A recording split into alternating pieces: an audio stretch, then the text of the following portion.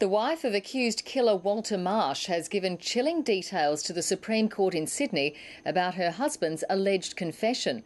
Samantha Marsh says her husband told her that murdering Michelle Beets was simple and police would never be able to prove he did it.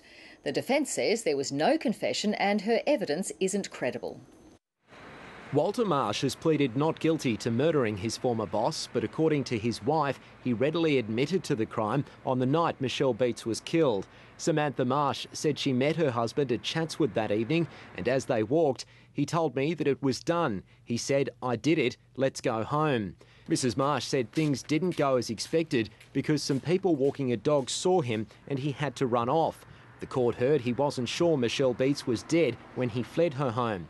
Samantha Marsh told the jury when they got home, her husband said, "You see, it's simple. I'm still here.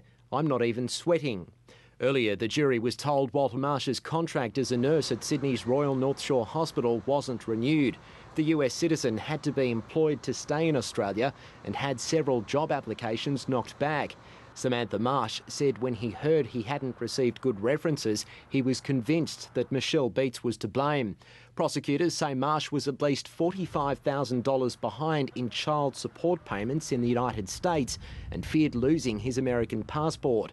Mrs Marsh said he kept mentioning that it's all her fault and she needed to go.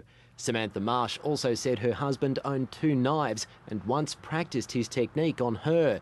She described being put in a headlock and told to resist. Samantha Marsh said she didn't initially tell police the truth because she was scared of her husband and felt as a Vietnamese woman she shouldn't betray him. Her evidence continues. Carl Herr, ABC News.